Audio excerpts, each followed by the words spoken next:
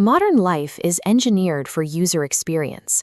We expect our environments, our media, and even our spiritual lives to be tailored entirely to us. But there is a hidden friction in that expectation.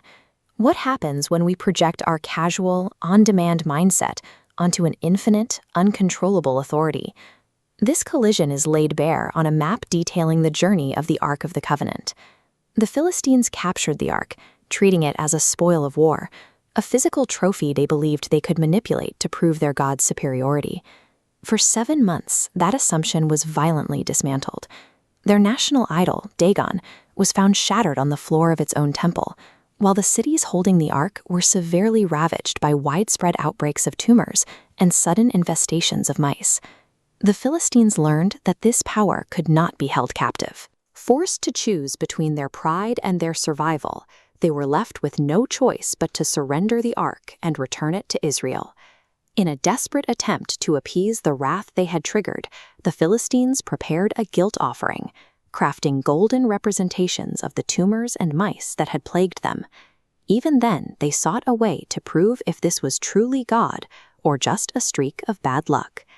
They hitched the Ark to 2 unyoked milk cows and locked their calves away, assuming the animals' maternal instincts would keep them from leaving. A moment of wonder. But the cows ignored their young and took a straight path toward the Israelite border, lowing as they went. This wasn't a random occurrence. It was a sovereign power overriding the basic biological drives of nature to guide the Ark exactly where it intended to go. It established the first rule of the divine boundary. God is the sovereign guide of history, operating entirely on his own terms, immune to human tests. The Ark eventually arrived here, in Beth Shemesh. As a Levitical city, its inhabitants were the professional guardians of the law, the very people whose vocation was defined by the protocols of the sacred.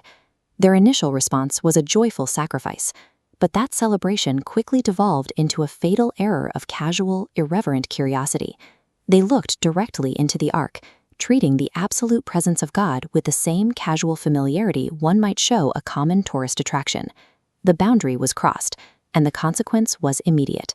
70 men of the city were struck dead in a single moment. Their theological knowledge had created a false sense of safety. They assumed that because they knew the rituals, they were exempt from the requirement of trembling before the Lord. Beth Shemesh proved that knowledge without reverence is a dangerous combination. Treating the divine presence lightly remains a fatal mistake. Following the devastation, the Ark was immediately relocated to the hillside home of Abinadab in Kiriath Jearim. The men here took a different approach. They intentionally consecrated Eleazar to guard the Ark, re-establishing the strict boundaries that had been ignored in Beth Shemesh. Because they honored those limits, the Ark's presence shifted. It was no longer an active threat to the community, but a source of enduring peace that remained with them for 20 years. Respecting the holiness of God transforms his presence. What was once a source of judgment becomes a source of profound, sustained stability.